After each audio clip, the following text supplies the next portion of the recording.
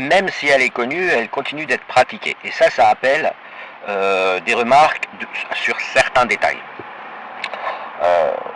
À partir du moment où elle continue d'être pratiquée, alors même que ceux qui la pratiquent se savent mentir, et savent que même leurs propres alliés savent qu'ils mentent, c'est que l'objectif n'est pas d'être cru. Je rappelle les chiffres qui sont quand même relativement bien connus parce qu'ils se diffusent facilement dans la population vu que tout le monde connaît quelqu'un qui connaît ces chiffres et puis c'est voilà. Les prisons françaises, elles sont remplies à 80% de musulmans, c'est-à-dire de gens qui font le ramadan. Et si vous voulez, bon, les statistiques ne sont pas volontairement commandées, c'est juste que voilà, les gens se déclarent quand ils font le ramadan et 80% des gens en prison en France s'inscrivent pour le ramadan. Donc s'ils ne sont pas musulmans, ce sont des non-musulmans qui font le ramadan, ce qui est quand même très rare, dans la mesure où le ramadan consiste à ne pas manger pendant la journée. Et le deuxième point, c'est que si on ne prend que les crimes de sang avec de la violence physique, les crimes barbares, quoi, c'est-à-dire pas la délinquance en col blanc, les trucs et les machins, les fraudes aux impôts et tout, ça monte aux alentours, enfin j'ai deux chiffres par deux sources différentes, puis l'un des deux chiffres c'est 92 qui m'a été donné récemment en réponse à l'autre qui était 97. C'est-à-dire que l'experte des prisons qui m'a donné le chiffre de 92 m'a dit je réponds à ton 97, tu as dû mal lire, ce n'est pas un 7, c'est un 2. Bon, en tout cas ça dépasse 90%, c'est-à-dire quasiment tous les prisonniers pour crimes de sang sont musulmans. Et j'ai déjà expliqué pourquoi. C'est absolument... c'est pas du tout quelque chose de volatile ou de robuste, c'est quelque chose qui est robuste, qui est observé dans tous les pays d'Europe, dans même tous les pays non musulmans du monde. L'islam valorise la masculinité, est une maladie. C'est une maladie grave qui se transforme en handicap, qui consiste en une destruction des récepteurs du féminin. Alors, je vous invite à aller écouter mes autres vidéos parce que y a des gens qui pourraient s'étonner qu'un homme doit avoir des récepteurs du féminin, mais il se trouve que oui, parce qu'il faut une représentation intérieure de l'autre, et l'islam les détruit, sinon vous êtes obligé d'apostasier, puisque ça se voit que le Coran ne connaît pas les femmes. C'est pas seulement qu'il les traite mal, et comme des marchandises, ça c'est dogmatique, c'est doctrinaire, mais qu'il les connaît pas. Or Dieu est censé avoir créé les femmes tout autant que les hommes. Donc vous apostasiez, si vous gardez vos récepteurs du féminin, c'est très difficile de ne pas douter, et même c'est très difficile de ne pas être sûr que c'est un canular le Coran. Voilà, bon, ceci dit, est-ce que l'islamo-gauchisme ne le sait pas?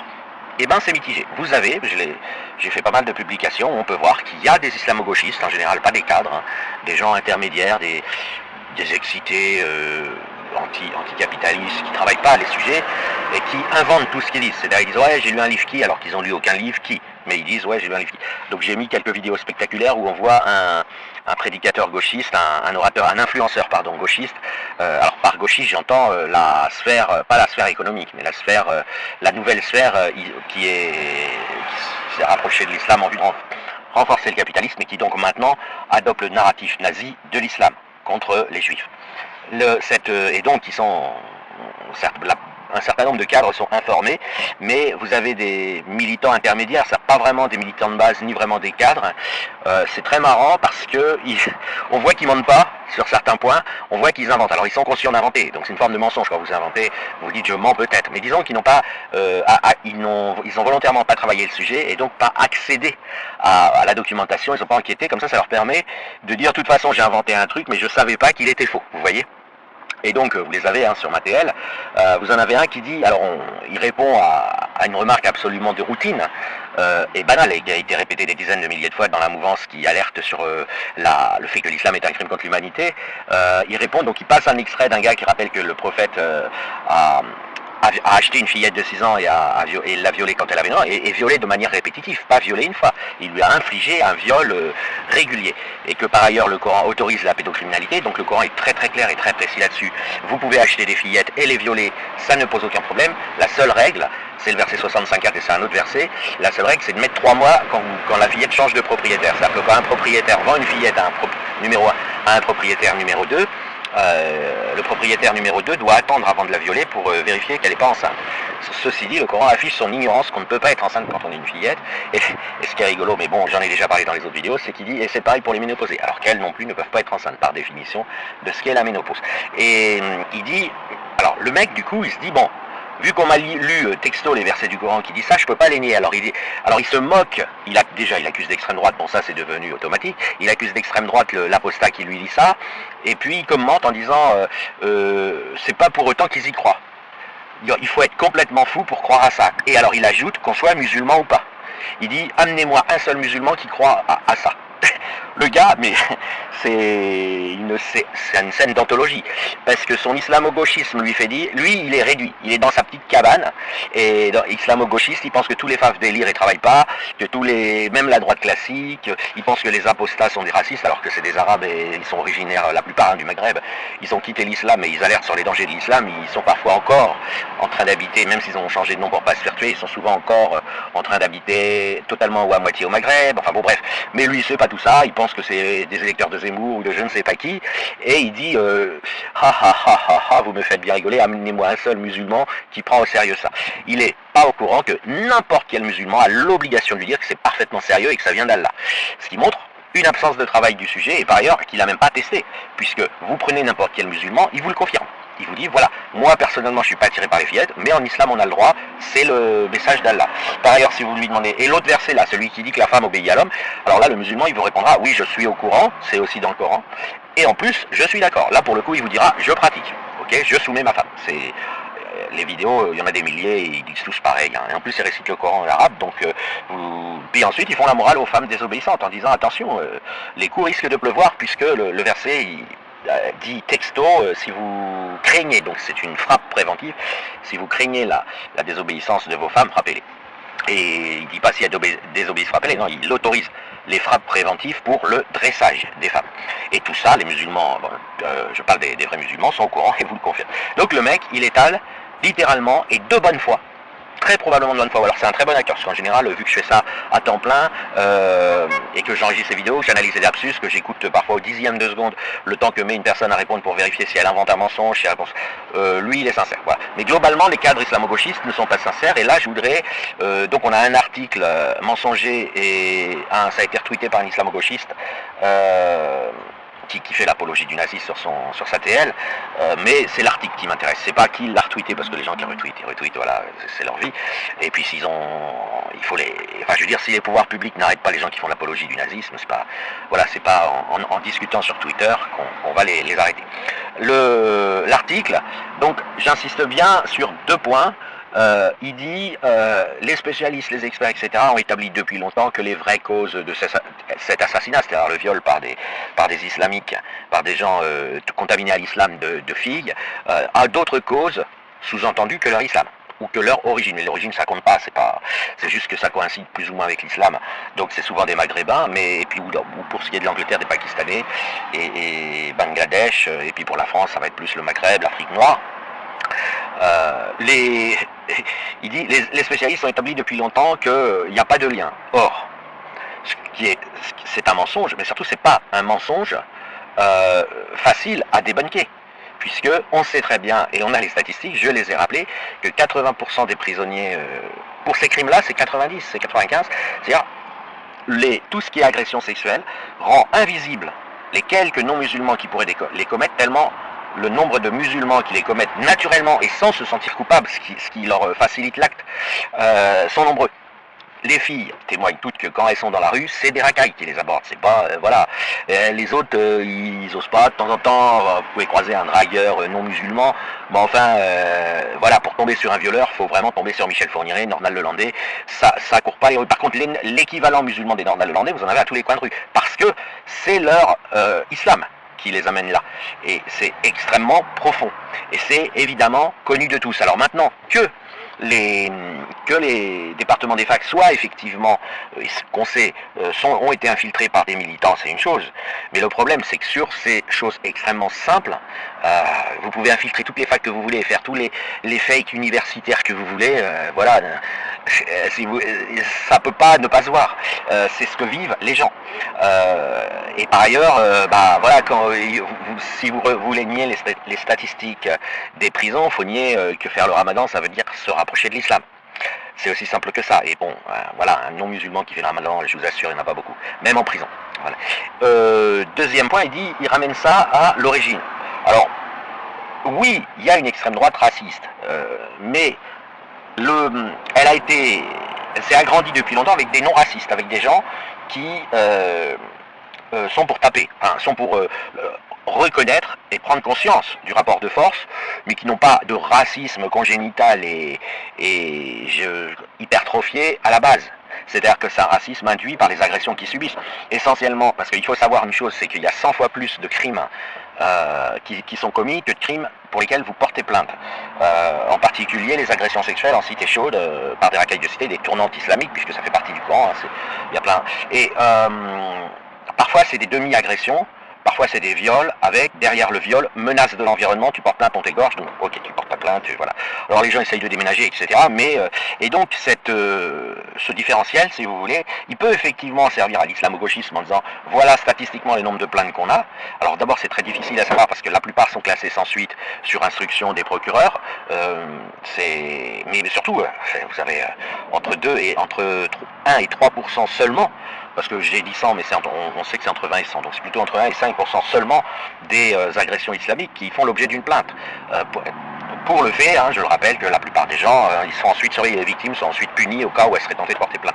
Punies, menacées, elles subissent un chantage par les lacostéennes. Et donc, vous pouvez infiltrer autant que vous voulez l'université avec du délire.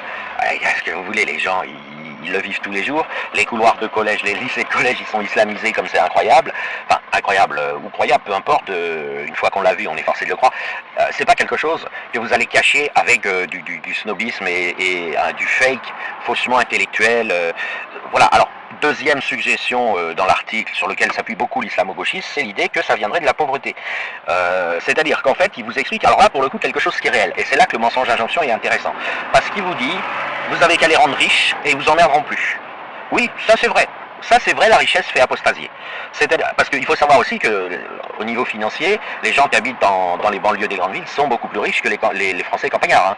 C'est pas, l'argent public, c'est des milliards qui sont déversés sur eux. Simplement, l'islam bloque tout développement possible, puisque vous ne pouvez pas monter de brasserie, de discothèque, de commerce comme ci, comme ça, de cinéma qui va diffuser tel et tel film. Donc il n'y a rien. Donc l'islam assèche complètement ces zones. Donc on a déversé des milliards qui finalement sont partis dans les organisations terroristes, dans les mosquées, et ça n'a pas... voilà, et ce qui fait que je ne sais pas ce qu'il en est aujourd'hui de ce déversement de milliards, mais en gros, il y a d'ailleurs quelqu'un qui avait fait le calcul pendant les Gilets jaunes, puisque les Gilets jaunes avaient, au départ, c'est même après la récupération gaucho, les Gilets jaunes, au départ, s'opposaient à ce déséquilibre qu'il y avait. C'est-à-dire qu'aujourd'hui, en gros, un habitant des banlieues, disons, s'il n'y avait pas eu l'islam, on va dire les choses clairement, s'il n'y avait pas eu l'islam dans la banlieue parisienne, aujourd'hui, en moyenne, chaque habitant de cette zone serait millionnaire. Il aurait pris l'argent, les aides publiques, et il l'aurait réinvesti, et ainsi de suite. C'est-à-dire, on a déversé une quantité d'argent incroyable sur toutes les cités chaudes de France en pensant acheter la paix sociale, mais comme on n'a pas des islamisés, eh ben il ne s'est rien passé, ça part dans les mosquées et ça part dans les trucs islamiques, quoi, les délires islamiques. Mais vous verrez pas de boîte de nuit, de rave party, de gay pride, tout ce qui fait la beauté de la vie, la variété de la vie, évidemment basée sur le commerce puisqu'on est dans un système capitaliste, tout ce qui fait la transcendance, la spiritualité est écrasé, puisque ça ferait concurrence à l'islam. Si vous mettez de la musique, c'est interdit, la musique en islam. S'il y a des jolies filles qui traversent, c'est interdit, et puis si elles le font quand même, elles sont agressées et violées. Donc ça a échoué. Le plan banlieue a échoué parce qu'on n'a pas des islamisés. Mais maintenant, ce que dit le sous-entendu est important. Il dit, oui, mais s'ils étaient riches d'un coup, c'est-à-dire que prenons un musulman, il gagne au loto. Et ben, c'est simple, il cesse d'être musulman. Et donc, il cesse d'être délinquant, criminel, parce que c'est pire que de la délinquance. Hein. La criminalité islamique, c'est du lourd. Mais ça, c'est connu. Mais l'utiliser pour dire, ouais, mais tout ça, c'est de la faute de la pauvreté, des inégalités sociales, c'est pas faux dans l'affirmation, mais ça manque complètement de données chiffrées. C'est-à-dire que on ne précise pas si c'est la pauvreté ou le fait d'être une classe moyenne, parce qu'il n'y a pas de pauvreté dans les banlieues françaises. Ce sont des gens de classe moyenne moins, c'est-à-dire qui accèdent à des métiers qui ne payent pas beaucoup et qui sont parfois durs physiquement, ou tout simplement qui sont au chômage mais payés. Voilà. Et ils touchent là des sommes d'argent qui sont quand même conséquentes. On est sur des classes moyennes. La vraie pauvreté, elle est plus dans les campagnes et elle est chez les gens, les SDF, si vous voulez, où les musulmans ne sont pas très représentés, puisqu'on a a spécialement gâté les musulmans, justement parce qu'on avait peur qu'ils s'énervent, et donc on les a gâtés, ce qui fait que tout l'argent public est... Si vous prenez la vie d'une famille musulmane, c'est la vie, ça devrait être la vie d'une classe moyenne. Et donc, si vous prenez l'axiome, bah ouais, s'ils étaient plus riches qu'ils ne sont, ils poseraient pas de problème, bah en fait, il faudrait qu'ils soient très riches. Il faudrait leur donner 10 000 euros par mois. Et c'est une mécanique normale dans l'islam, c'est l'impôt sur la mécréance qui se décline automatiquement, pour des raisons là un peu difficiles à comprendre, au niveau du comportement global. C'est-à-dire, oui, nous vous foutrons la paix quand on aura 10 000 euros par mois, et puis que, voilà, qu'aucune femme ne se refusera, bref. Et donc, si ce n'est pas faux, c'est quand même une grosse tromperie, parce que dire que c'est la pauvreté, ça n'a absolument rien à voir. Oui, dans certains milieux pauvres, la délinquance se développe, mais l'islam vient comme mafia criminelle prendre le dessus et commander cette criminalité organisée dans le monde. L'islam a quasi le monopole de toutes les mafias, de tout le crime organisé mondial, hein, maintenant. C'est toujours, ils sont au milieu des échelons, ils sont à la tête des échelons. Pourquoi? Parce que c'est eux qui égorgent facilement, c'est eux qui tuent facilement, ils ressentent rien quand ils vous égorgent. Donc ils peuvent faire ça de manière routinière, et ce qui fait qu'ils ont réussi à mater les autres mafias. Alors même si y en a qui se sont maintenus, etc. Et ce fait leur permet d'avoir leur économie islamique souterraine, et qui fait que y a, à part un apostat, je dirais, sans diplôme, qui se retrouve à la rue, viré par sa famille. Donc je rappelle, apostat, ça veut dire quelqu'un qui dit « je ne crois plus à l'islam ». C'est donc quelqu'un qui serait un peu... c'est quelqu'un qui devrait être récompensé, à qui qu'on devrait applaudir pour son courage, etc. C'est justement eux qui vont plutôt avoir des problèmes financiers. Parce que là, pour le coup, ils n'ont plus aucun soutien, puisqu'ils sont recherchés par l'islam pour être exécutés. Je parle bien en France, hein, je parle en Occident. Voilà, donc... l'idée que la pauvreté serait à l'origine de la délinquance, c'est relativement... le vrai énoncé, c'est s'ils avaient 10 000 euros par mois, ils accepteraient de se tenir tranquilles. C'est plutôt comme ça qu'il faut le dire. Parce que la plupart des caïds, enfin la plupart de l'islam, quoi, de l'islam actif, la plupart des gens de l'islam actif gagnent beaucoup plus qu'un Français moyen. C'est entre 3 et 5 000 euros pour les plus pauvres. Et sinon, on approche voilà, la criminalité, leur rapport on est entre 6 et 20 000 euros par mois. Par ailleurs, ça se voit. Là aussi, ça se voit très bien. Vous regardez les voitures, etc. Et c'est souvent des parents, 40, 50, 60, 70 ans, qui eux étaient honnêtes et n'étaient pas délinquants, et s'étaient plus ou moins intégrés, qui sont montrés. Mais c'est pas eux qui braquent les gens, c'est pas eux qui sont délinquants, c'est pas les parents. Personne ne leur reproche rien. C'est des gens qui étaient... Donc vous voyez l'arnaque, c'est le vieux pépé qui traîne sa savate, qui va au PMU et qui a bossé toute sa vie dans des boulots durs, ou en tout cas partiellement, ou qui est au chômage, comme le sont les gens de 50-60, hein, parce que c'est très difficile de retrouver du boulot à ce moment-là. Ils sont évoqués par l'islamo-gauchisme pour excuser, enfin pour dire attention, regardez-les, on devrait les aider et on devrait les défendre. Mais c'est leurs enfants le problème, et c'est leurs petits-enfants la plupart du temps. Donc vous voyez là, il y a une énorme... Et leurs enfants sont plus riches qu'eux, ils leur donnent de l'argent d'ailleurs du trafic, etc. Donc il faut se méfier de cette arnaque. Ensuite, le deuxième, un autre aspect, c'est les gens soutiennent Philippines. Alors effectivement, on a vu, et moi j'ai retweeté, enfin j'ai gardé, et j'en ai retweeté quelques-uns, je suis en train de les regrouper pour les autres dans une vidéo, des gens qui soutiennent carrément l'assassin de Philippines. Alors j'ai expliqué ça dans une vidéo, donc des DLFistes, parfois très en vue, faisant beaucoup de vues, il y a beaucoup d'abonnés, qui ont explicitement soutenu Mohamed Merah, l'assassin de Philippines, etc. Et ça, il y a 10 ans, il le faisait pas, il y a 5 ans, on en croisait peut-être un ou deux, là on commence à en croiser 20 ou 30, j'ai mis une vidéo d'un gars qui dit, de toute façon, faut tuer tous ceux qui sont opposés à nous, car on ne va pas vaincre le capitalisme en se mettant des limites. Et il faut soutenir tous ces violeurs, parce qu'ils sont de notre côté, au sens qu'ils servent la destruction du capitalisme. Donc ça, c'est un discours récent que j'ai analysé et pour lequel j'ai récolté des pièces, qui est, je viens d'ailleurs, c'est marrant, ce matin-là même, j'ai récupéré une vidéo intéressante sur TikTok, qui... évidemment, c'est tellement énorme que les gens se disent c'est pas possible. Et donc, par déni de cette monstruosité dans laquelle peuvent plonger des islamo-gauchistes, donc théoriquement des gens qui sont pas malades puisqu'ils n'ont pas été contaminés à l'islam, les gens n'arrivent même pas à y croire. Il y a eu troll, il y a un trucage quelque part, peut-être que c'est un montage, peut-être que c'est un compte parodique, enfin ils cherchent toutes les possibilités pour établir que non, tel responsable de la FI, tel gaucho n'a pas dit qu'il soutenait l'assassin de Philippines. Et pourtant, ce qui est peut-être même à l'origine du fait qu'ils y sont carrément allés en groupe avec une députée pour manifester contre une minute de silence d'hommage à Philippines, de façon que les gens comprennent que si, ils soutiennent bien l'assassin de Philippines, ils se félicitent de la monstruosité qu'elle a subi, qui l'a tué. C'était un viol un viol par l'islam, etc. Ces gens-là j'ai analysé dans une vidéo très longue et en détail comment ils avaient franchi ce mur de la folie, entre guillemets, de la folie cognitive. Hein. Encore une fois, c'est pas une pathologie psychiatrique de même nature que celle de l'islam, c'est une folie cognitive basée sur une application jusqu'au boutiste de la fin justifie les moyens. C'est-à-dire que, et bon, j'ai enregistré les extraits, en particulier d'un space de Siam Asbag récent qui dit c'est pas en étant à côté de la soi-disant extrême droite, parce que là c'est pas l'extrême droite, il y avait le papa de Mila, il y avait tout un tas de gens qui sont plutôt de gauche, hein. Il y avait tous les je suis Charlie, c'est pas en se mettant à côté d'eux et en dénonçant l'assassin de Philippines qu'on va avancer, je cite quasiment au mot près, on doit avoir du sang, c'est quasiment ce qui a été dit, on doit avoir du sang sur les mains, on fait pas d'œuf sans, enfin tout le discours disant que si on veut lutter contre le capitalisme et le libéralisme et le mondialisme, les discours qui tiennent habituels, même si au fond de nous intimement on trouve horrible ce qu'a subi Philippines, ce qu'a subi Lola, enfin toutes les victimes de l'islam, il faut soutenir sans forcément citer des noms, mais il faut agir comme si c'est une guerre et il faut les mettre dans un tout, une entité collective qui sont des soldats de cette entité collective et les défendre sans aucune retenue.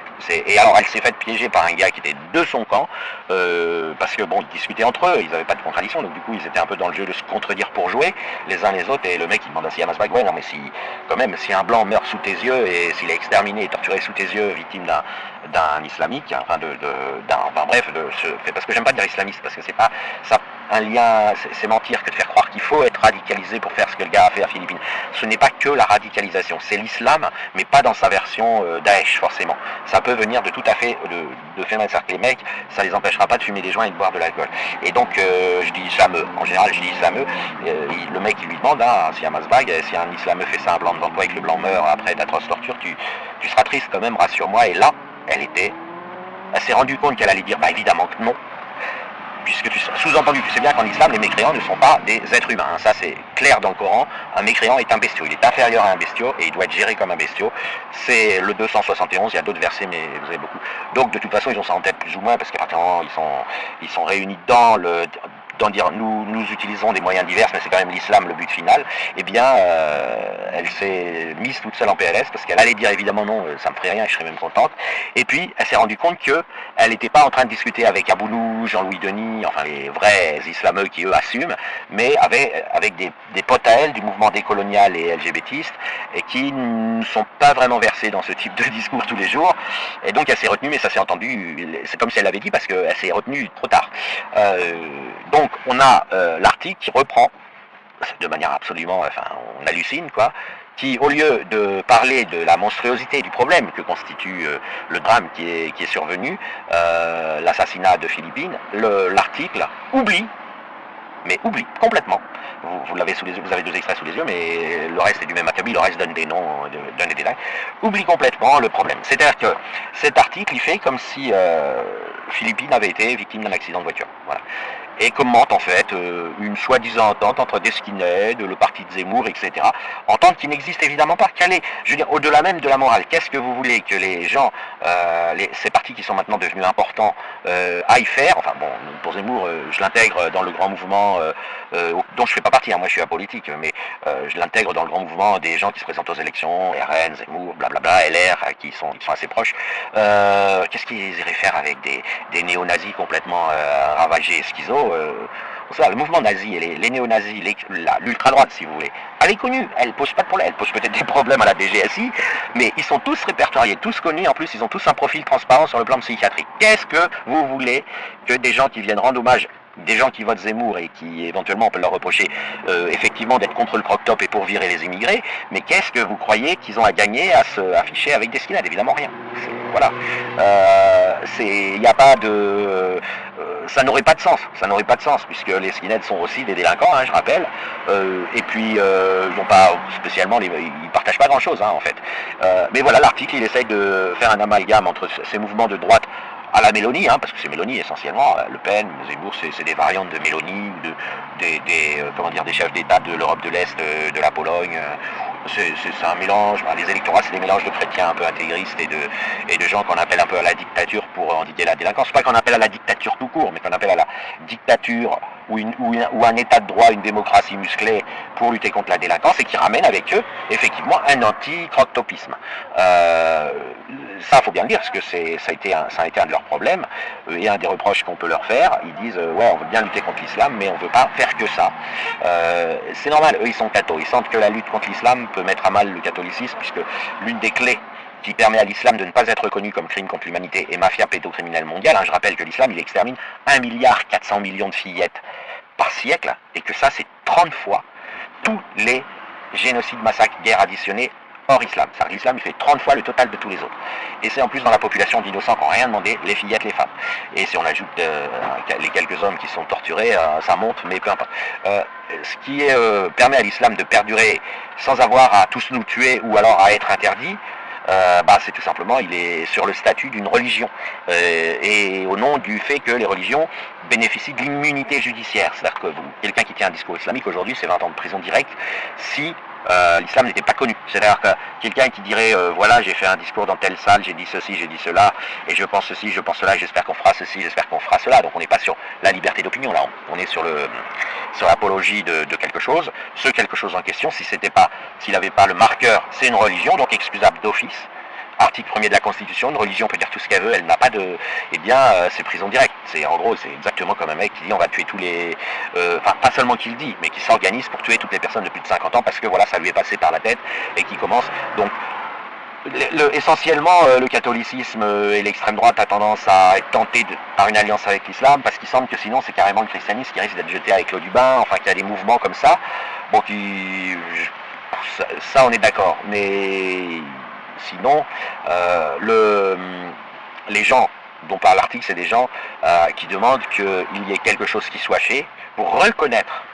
Donc je les soutiens pas politiquement dans toutes leurs idées puisque je viens de les critiquer, mais je veux dire, leur point pourquoi Philippines, pourquoi Lola, pourquoi toutes les victimes de l'islam sont comme ça réutilisées politiquement par ce bord, on peut l'appeler le bord natio si vous voulez, le bord nationaliste, parce que ils veulent que soit reconnu le caractère prévisible et systémique.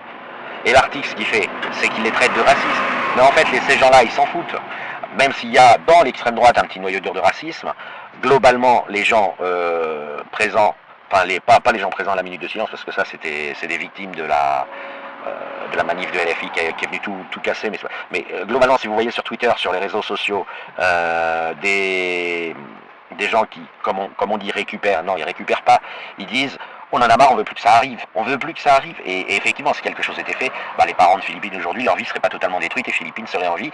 Pourquoi? Parce que il y a quelque chose à faire qui n'existe pas avec les faits divers. Là aussi, il faut bien le comprendre. Le fait divers, il est rare, imprévisible.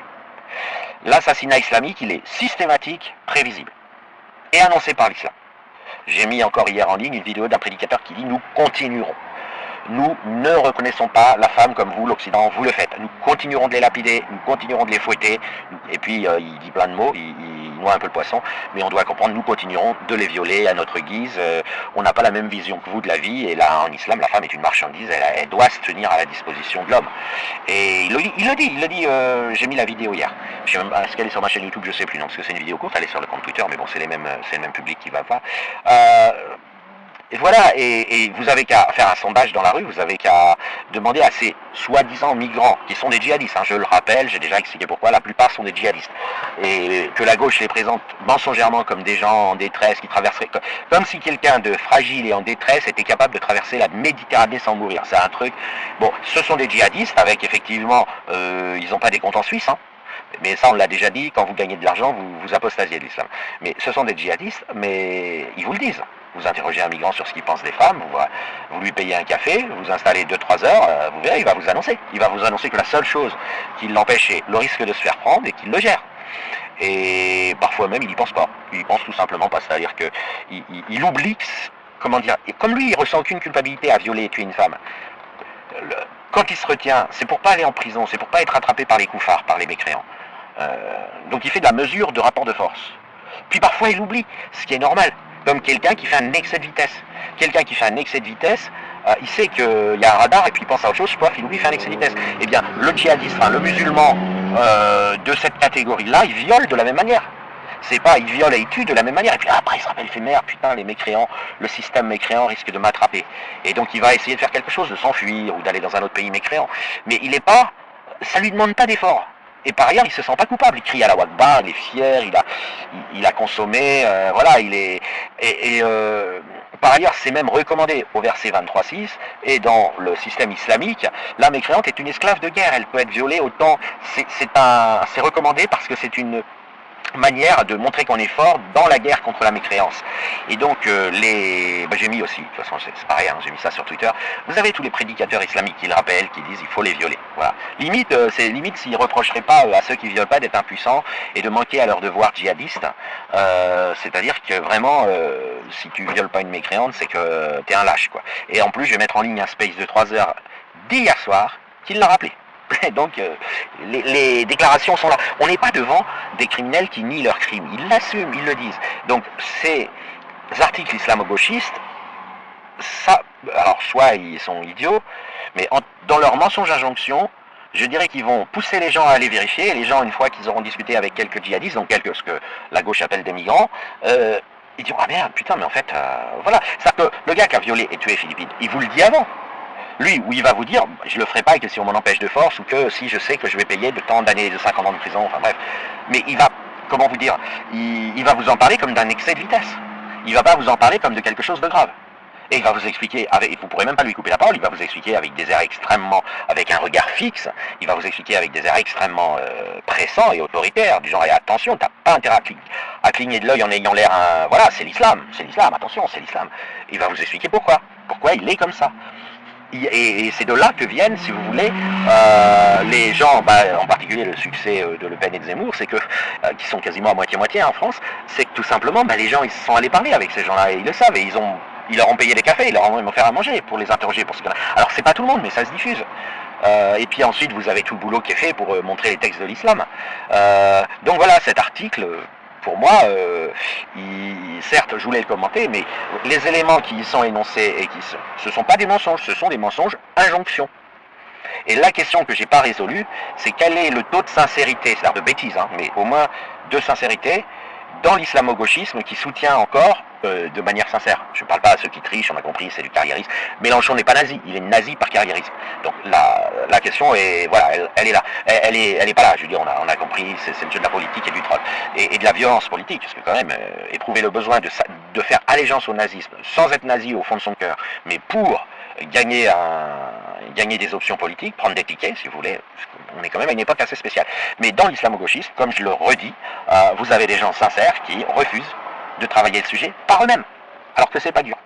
C'est-à-dire qu'on leur demande pas d'aller faire confiance à quelqu'un, à un érudit, et ça. Non, simplement, ils vont pas voir. Le mieux, c'est qu'ils n'aillent pas voir des islamo-gauchistes qui récitent le narratif fake tous les matins, parce que ça, vous connaissez d'avance ce qui va être dit. Donc, ils vont pas aller demander à Siam Asbag ou ou je sais pas moi, à Sandrine Rousseau ou à Rokhaya Diallo, évidemment. Là, ils entendront ce qu'ils répètent toute la journée. Mais il suffit d'aller tout simplement interroger l'islam. C'est pas difficile, interroger des vrais adeptes de l'islam. Hein. Je rappelle qu'ils sont seulement 20% parmi les gens qui font semblant d'être. Enfin, parmi les gens qui sont musulmans, il y en a quand même la plupart.